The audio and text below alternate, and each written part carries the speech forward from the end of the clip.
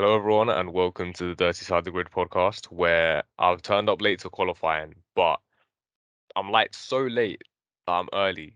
If you get what I'm saying, I'm in Hungary right now, so didn't even show up to France. Pretty much, you know how it is. Cars that fast, you can miss races, stay ahead. Uh, that's just how it goes sometimes. Yeah, I mean, you know what? Timed it perfectly.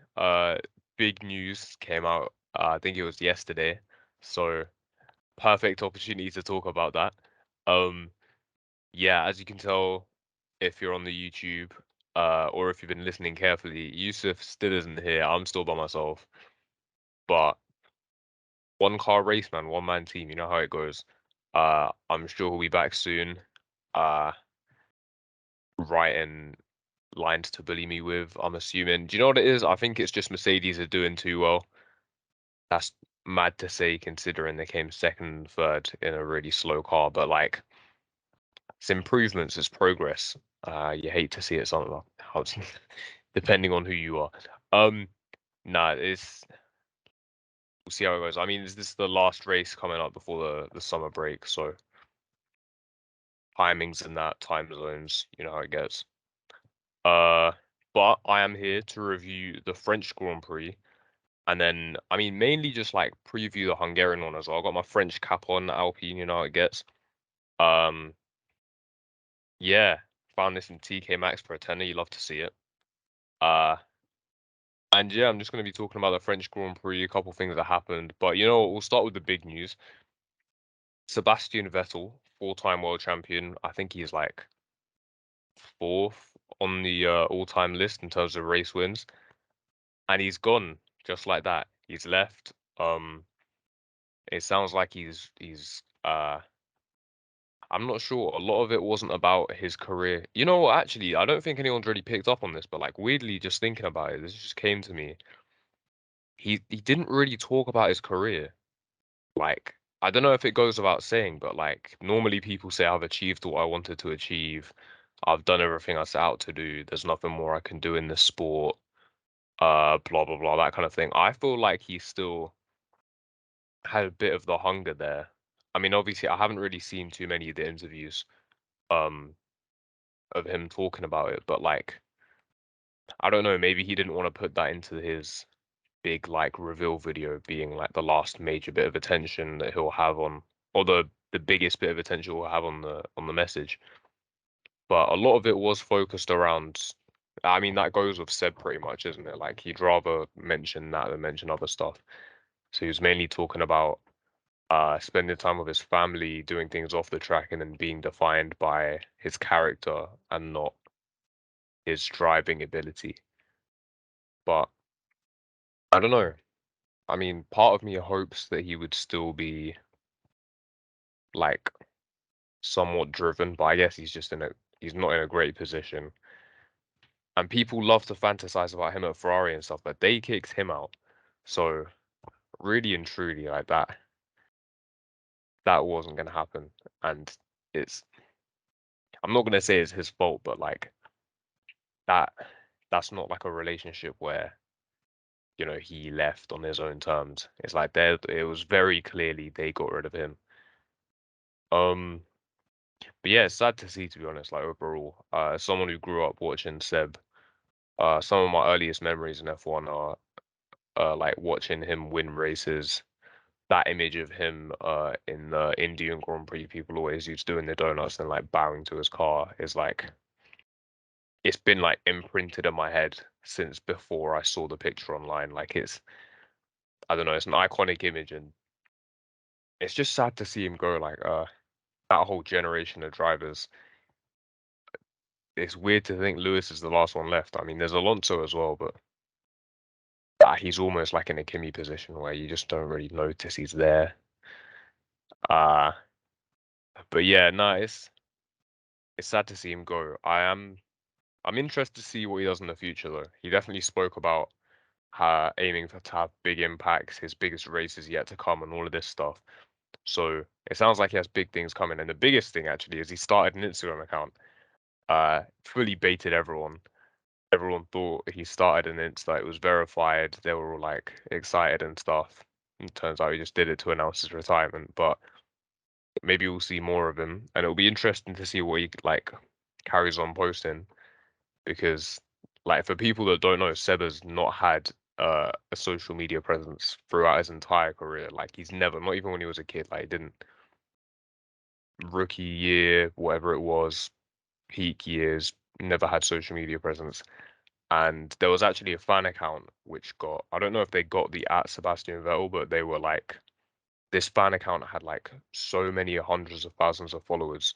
It was almost like common knowledge at this point that it was him, but it wasn't.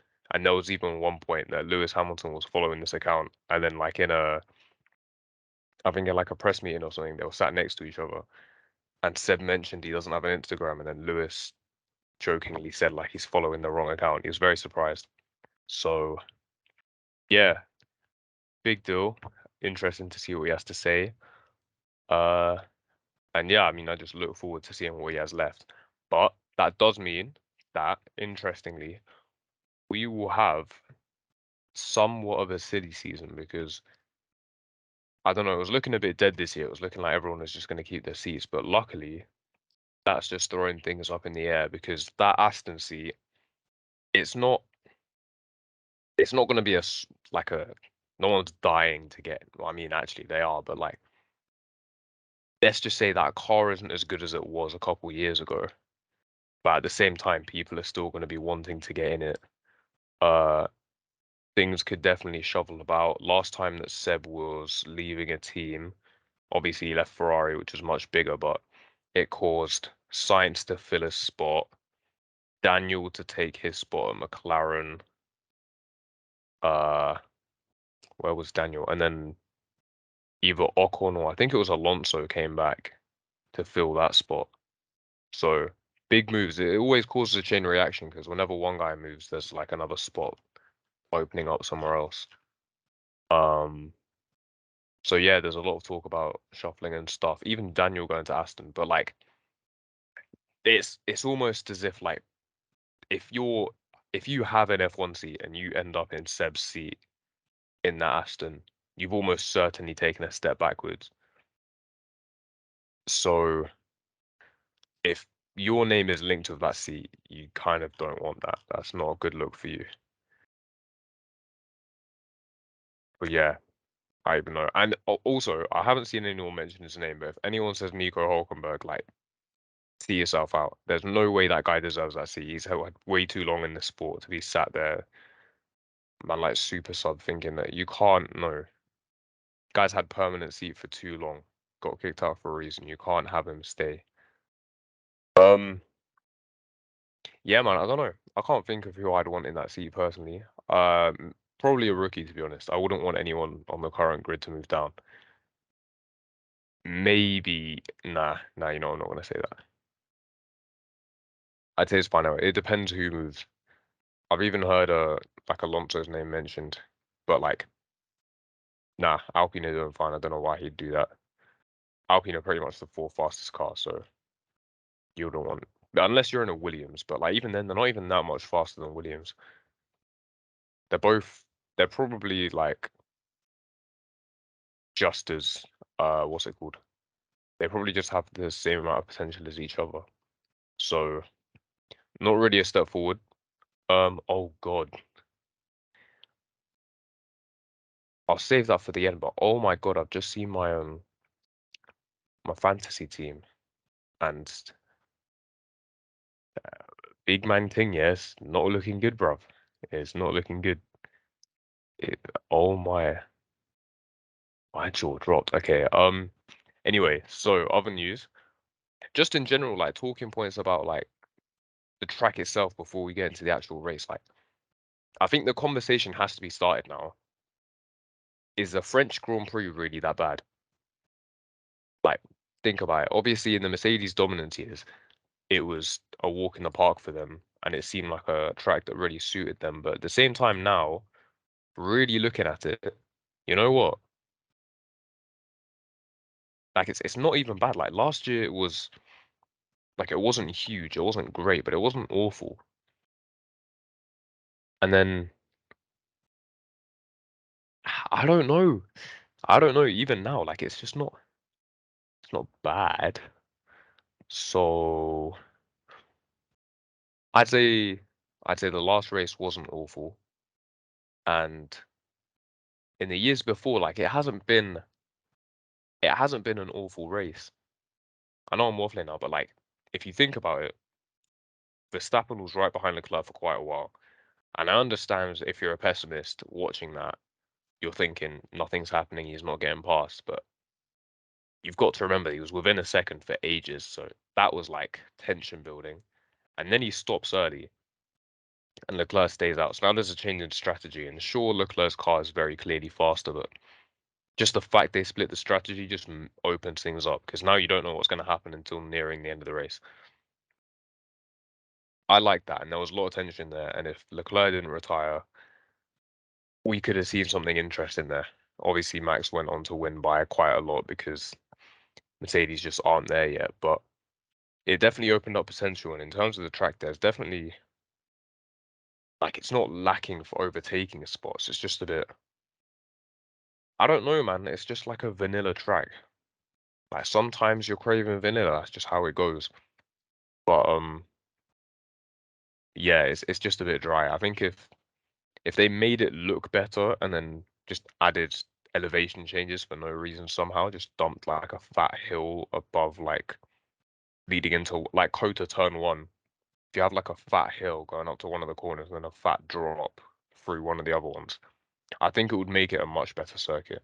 I feel like the issue isn't actually with the racing, the things it produces, whatever. It's always the memes of like, oh, how do the drivers know where they're going? Because there's so many different configurations. It's not that confusing, really. If you ever played the F1 game, you know it. France isn't that confusing. It's not hard to gauge where you're turning because you're looking at it from an aerial view and you're just doing the same thing every lap. Like it's not difficult. It's just the problem is with the ugly looking lines around the side and then the huge runoff area. It just looks bad. But I reckon if they did some aesthetic changes, like they could really fix our circuit because in recent years at least, the racing hasn't been the issue. It's just the memes and the look. France is struggling to drop that boring title, and it's just too little, too late now because they're not getting away with that. The calendar's too stacked now, so it's looking like. I mean, for if South Africa's coming in, Spa is being spoken of at risk. There's no way France can stay with the return of what's that Potter as well coming back. There's no way France can afford to stay. So there's probably weaker links on the calendar, but they definitely don't have the money to be rearranging that circuit to make it good. And France probably has its like they probably have better circuits in that country anyway. So if you really want to race in France, just go somewhere else. So yeah, mad. And I guess the last one, you know what? I hate to bring this up now, but I got to do it. Max Verstappen running away with the world championship. If things went how they should have done last year, this would be a brilliant story. Like the guy had a great year last year. His, consistency was solid. His racing, other than the dodgy stuff, was all right. And, he's a very talented driver. And to lose it at the last race and then come back this year with strong machinery, but a very strong challenge, and come out and prove again that he's got the consistency and all the rest of it, he could go and earn this title and it could be the one he wanted. It would almost be like, I don't know, Lewis. I'm trying to think of other drivers, but I can't actually. I'm sure there's others. Who am I thinking of? Kimi. Kimi definitely lost the. Just a lot of the legendary drivers, they lost the title in their first attempt, and it's like it's not character building, but it's like it's part of the arc. Do you know what I mean? Like Lewis in what's it called? The China pit entry, or all the moments, the gearbox, whatever it was in 2007, and then to come back and win it in 2008.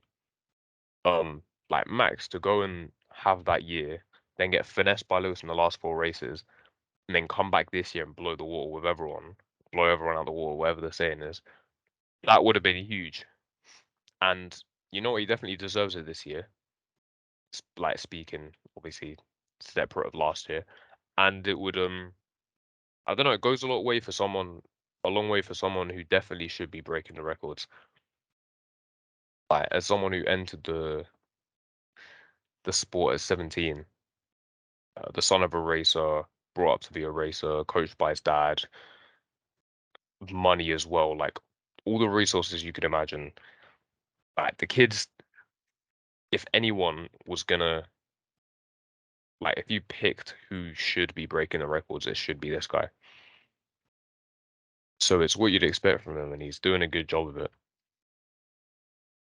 It's just annoying to me, like that this whole thing is still hanging over his head. Not because I feel bad for him, but because like it's just not how it should have went. But anyway, we move on. But it's it's good to see. I'm not like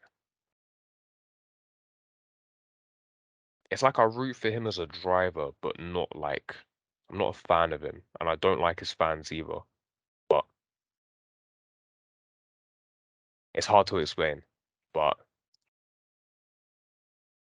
let's just say with the way he drove last year, a champion, and then like going this year as well. Overall, over his career so far, if he carries on this year the way he's gone so far, he definitely deserves a real championship to his name. Yeah, that's what I'm gonna say pretty much. Maybe he'll get more, who knows?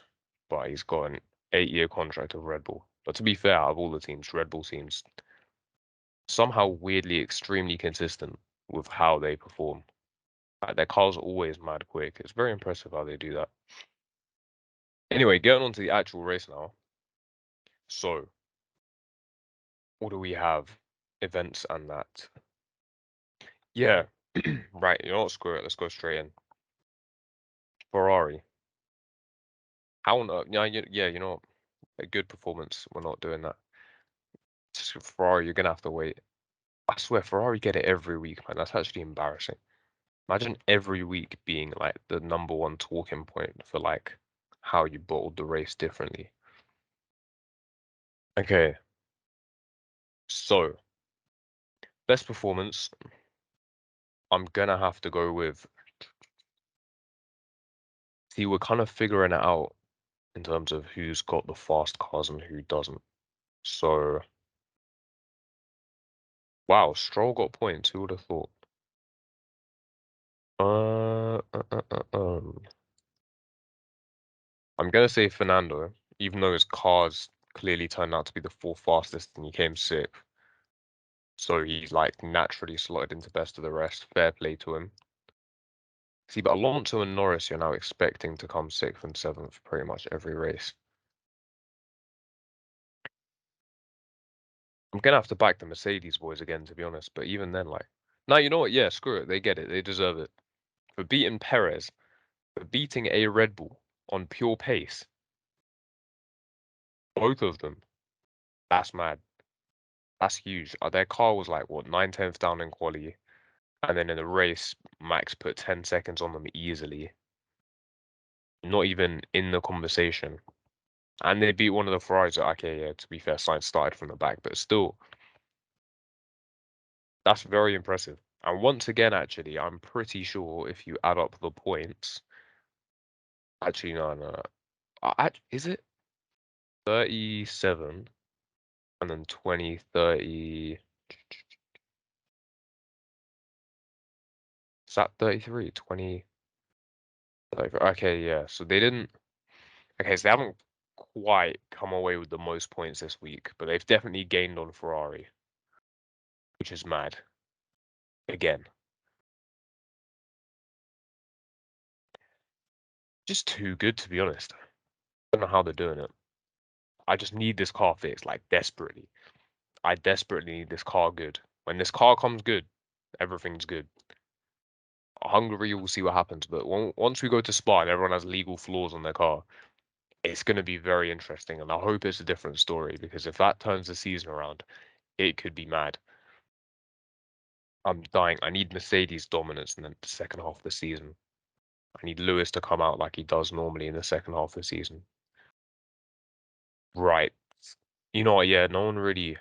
I wasn't really paying attention to the midfield, to be honest. I was just so interested in the like front stuff. But even then, once that died down, I just lost interest. My dad actually fell asleep like 4 times mid-race in the first half as well. So says a lot. Um, Worst performance. It's gonna have to be Charles, isn't it? It really is gonna have to be Charles. How are you gonna spin out from first when you've proven as well that you're in the fastest car? Like no one else. The spotlight really is on him because I'm sure other people made some horrendous errors and definitely baited themselves out, but this guy to crash from first, human error. That's bad. That's really bad. Like honestly, I actually thought as well when he mentioned something over the radio about throttle and stuff, I actually thought there might have been a problem with it. But it looked like genuinely he's just done what he did in Imola, gone too fast into a corner and then spun it, and it's just so unnecessary. Like obviously the car seemed a little bit oversteery, it was sliding through a lot of the corners, but there's no way you should be doing that, especially like it's unforced. Like this isn't the last lap and you're chasing him down and all the rest of it. Like obviously you're doing push laps, but you're it's an empty track, like time trials, bro. Like you're doing time trials. You've bottled it on a time trial. There's no one near you. There's no one ahead of you. There's no one behind you. You've got the track to yourself. It's just you and the machinery, and you've ended up making it you and the barrier. You put yourself in a love triangle with the barrier. How? Why is the barrier involved? How did that happen? Why are you cheating on your car with the barrier? That's my question. It's tough. I don't know why. I don't know what's going on, but people want to like Ferrari fans hate when you say like Leclerc can't handle the pressure and all of this stuff, and he bottles it under pressure and he can't handle it. And I hate people questioning Leclerc's talent because there's no way. I'm sorry, but my here's my thing, right? That my litmus test for drivers being good is if they get shoved on a fast car, they need to be quick instantly. Lewis Hamilton, I will always use him as my first example. You put him in his rookie year in that 2007 McLaren, capable of winning a championship alongside the reigning two-time world champion, and the guy finessed him in the first corner of his career and then continued to prove he was consistent. He got like podiums in his first few races, won like his fourth race or whatever it was, I can't remember. And then, yeah, he's just quick off the bat. There's no adjusting period. There's no give me a sec. It's straight in there. Verstappen, same thing. Comes in, gets put in that Red Bull in 2016 in Spain. And sure, both Mercedes wiped themselves out, but the guy ended up winning his first race, showed he had speed instantly. Who else is there? Leclerc, we'll get on to George Russell, insecure. Everyone was like, oh, it's only one race, blah, blah, blah. You can't really say too much. That guy got shoved in a Mercedes in shoes that didn't fit, in a seat that didn't fit, in the wrong height and all the rest of it, whatever it is. This car is too small for him, and he went and he was like within a tenth of Bottas for pole, and then he should have won that race. The guy dusted him twice on track off the race start and like in the he just put a great overtake on him midway through the race. If you're quick instantly in a fast car, then I'm sorry, but I don't doubt your talent anymore. Leclerc was already quick, proven himself, got put into a Ferrari in his second year in F1, and he was quick in that Ferrari. In 2019, he should have won the race in Bahrain. Bahrain, oh, you're just gonna hate me for that. That was awful. And then he did end up winning twice that year. And he showed with other performances that he was quick. So there's no doubt he has the talent. And at the same time, you can't say that he'll bottle it under pressure all the time because the guy's been under pressure. 2019 Monza with Lewis Hamilton hunting him down. That was pressure. You're telling me that that's probably the most pressure he's faced in his career. So I don't doubt the fact that he can handle the pressure. It's just I don't know why he keeps making mistakes. You can say he's mistake prone. I don't think it's pressure. Maybe he tries too hard. Maybe the guy's sweating a bit too much. But I don't think it's pressure related, and I don't think it's talent related. So definitely don't doubt his talent and don't question himself under pressure because yeah, if anything, he would have bottled it. Like I've seen Rosberg bottle it. USA 2015, the guy spun for no reason, gave Lewis the win, lost the championship with like 4 races to spare. Horrendous season. I don't like it's he does need to fix it though. That's the problem. Maybe he's sweating it because to be fair, like if I'm telling you that you've got to win this championship and Ferrari is your team, you do imagine it like you're just gonna be sabotaged at any point. Like you got all this pressure to like I don't know, this expectation that you've got to make sure you capitalize on every opportunity because you have no idea at what point Ferrari are gonna mess you up. So maybe he's driving extra hard to make sure that he doesn't get finessed with Ferrari strategy or like engine failure, whatever it is. But I don't know. He can't be doing that. He can't afford to do that, especially because Max doesn't really do that often. And when he does, he gets away with it. So you definitely can't be doing that, especially like crashing from first. Guaranteed first place. Max taking second. And that's the thing. When Max doesn't win, he'll take second. So you've got to be there. The problem with Leclerc is he'll either win or he'll come last by not finishing. Max will either win or he'll come second. So he's just got to, I don't know what it is, but he's got to gather his thoughts over the summer and come back and really go for it because this championship has been gifted to Max again, legally this time. Underrated. I mean, Science didn't do too bad. Got the drive-through penalty kind of got him. Um, but yeah, maybe maybe Russell potentially. He did well. The little thing with the restart was good. Um, was a good battle with him and Perez. Still find it mad that he was fighting a Red Bull. Um, I think that's about it, to be honest. Yeah, I don't know. I don't think anyone else deserves it. Maybe Stroll for the points, but like, actually, no, actually, even then, Stroll did some dodgy stuff. Vettel should have had those points, or that 1 point, the singular point. Stroll, people, okay, I saw a little bit of talk about this. I follow a couple Stroll fans, everyone seems to be a Vettel fan on Twitter. And here's what I don't understand. Vettel's going for the switchback and Stroll like lifts off to bait him into it, whatever it is. Vettel somehow avoids contact with him. I understand why Stroll did that because the guy has lost position before just on the run up to the finish line in Baku. I think it was 2017. But at the same time, you can't be doing that to your teammate. Like it's a trick that you use, but not on your teammate, surely. I think it was a little bit over the top. Like it was slightly unneeded, but at the same time, like it's not penalty worthy. I don't think it all depends on how Vettel takes it, I guess. If Vettel thought it was fair, then it's fair. If Vettel's complaining afterwards, then clearly they have a different agreement with how you should be racing as teammates. So it's all dependent on that. Either way, I don't think Vettel's losing sleep over missing out on that 1 point. So at the end of the day, Stroll can have it, put it on his CV, and try get the #1 driver contract for next year, which he's probably going to get anyway. But it's fine. Might as well.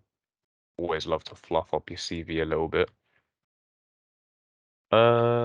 What else do we have going on? I think that's about it, to be honest. Like, I don't know what else to say. That's not really nothing much else happened. I guess no, I'll do that during the predictions. I haven't looked at the practice stuff, but two of the practice sessions have happened, so I might have a look at that real quick. Um, see what's going on. Actually, no, I take that back. Let's do the predictions first. Right. So, spoilers. I haven't. I tried to contact Yusuf. To be honest, I completely forgot to contact him about predictions for France, but he hasn't responded about. I think I messaged him on Monday. Today's Friday, so I don't know what's going on, but continue with mine as normal. Will I count these as points towards myself, even though he unfairly didn't get the chance to gain? Maybe I'll put it in brackets. I'll put it in brackets as a win. I mean, it's a guaranteed win, which makes it, okay, if I have a good week, I'll put like an extra one in brackets. If it's bad, then I don't deserve it. So listen, I will earn this point, even though it's not really a point and it shouldn't be earned. But I will do it anyway. If I need to max Verstappen this predictions championship, then I will do that. Um, let's do this. Right. So my qualifying top three, I said Leclerc pole, Verstappen second, and Russell third. Russell came sixth. It was Perez by a clear margin. So I got two out of the three. That's not bad. Race result. I am a legend for this. So I said Verstappen would win, which is right. I said Hamilton would come second, which was big, and I was right.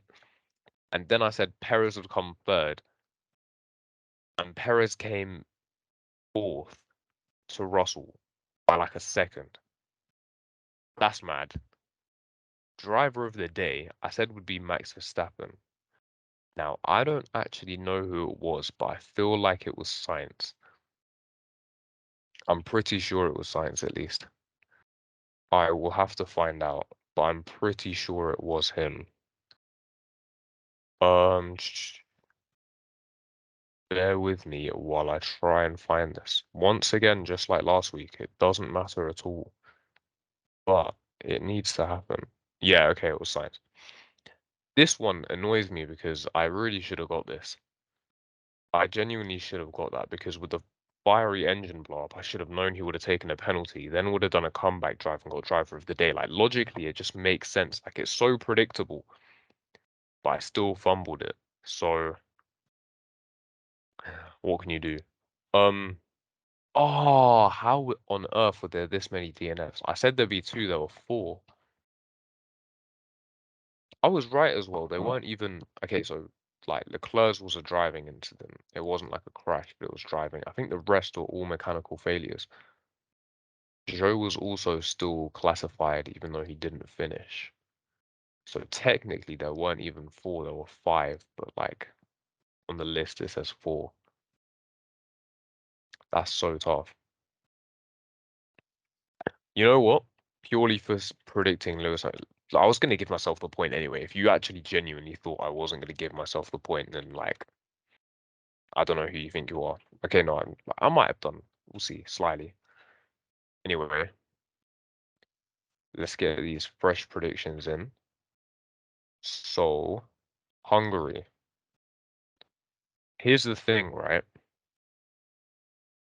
Wait, what on earth have I done?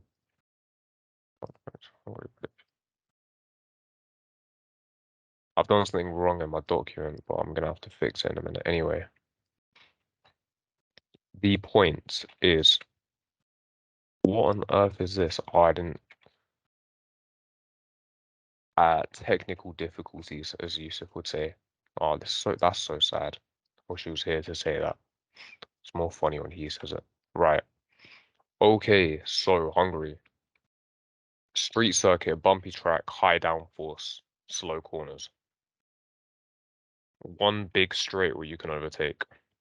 But you need to be good in the corners beforehand to get the opportunity to do that. F1 game. Listen, if you don't know about the F1 game, just get the F1 game. You don't even need this year's. Get like 2015, I'm sure most of the tracks carry over. Learn the tracks, it's not that hard. It's a good time. Genuinely, to be honest, watching F1 is so much more enjoyable when you know what the tracks are. Like when I watch Imola or like Portimao or all these ones that like weren't on the calendar beforehand, and you don't know what the corners are, it's not that fun. When you know it, it's actually great. Um, let's see. So, qualifying. All the recent polls have gone to Charles Leclerc. Do I trust that he will do it again? High downforce. I want to get a Red Bull good at high. Normally, you just say Red Bull because they've always been the high downforce team, but their straight line speed is insane, and I don't think they're that good in the corners. Maybe they are. You know, I'm just gonna go with. You know what? Carlos Sainz had a great lap. Ah, but they're not high speed. No, actually, the middle sector is quite high speed. Cool. You know what? I'm going to say Ferrari 1-2 on qualifying. I'm going to say that Max Verstappen somehow gets dusted by Carlos Sainz in qualifying. I'm going to say Charles Leclerc. Imagine it rains. It's close enough that I can check the weather in Hungary for 2 days from now. I mean, oh no, qualifying's tomorrow, to be fair.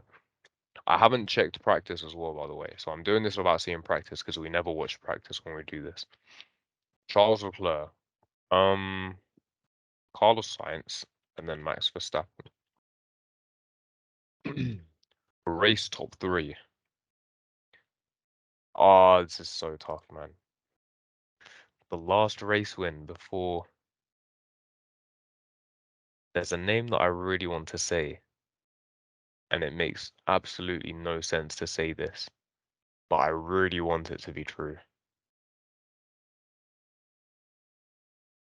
I'm gonna do it.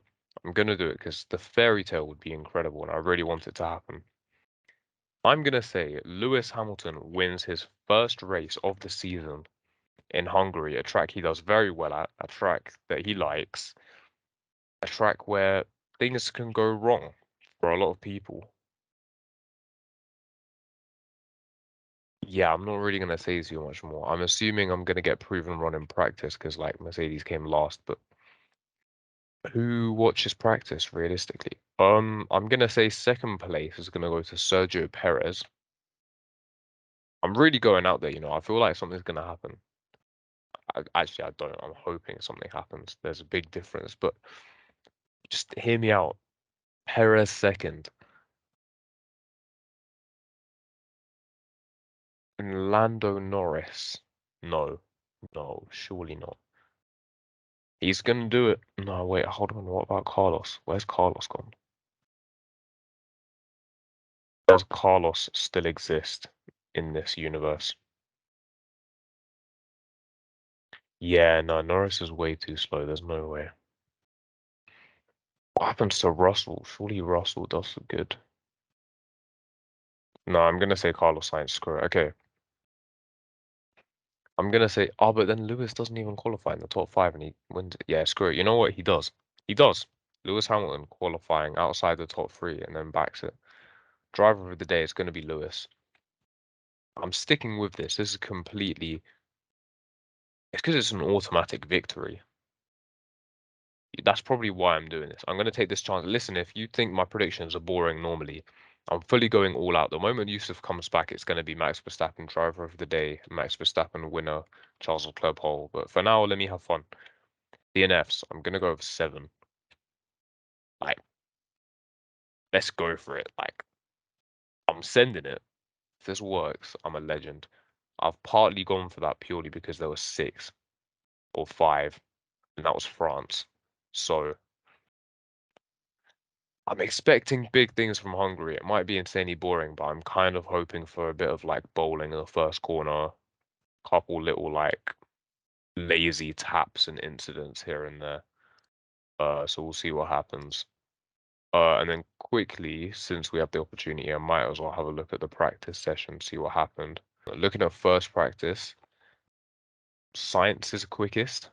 Interesting. Leclerc showing pace. No, sorry, Norris, I meant. Norris is showing pace.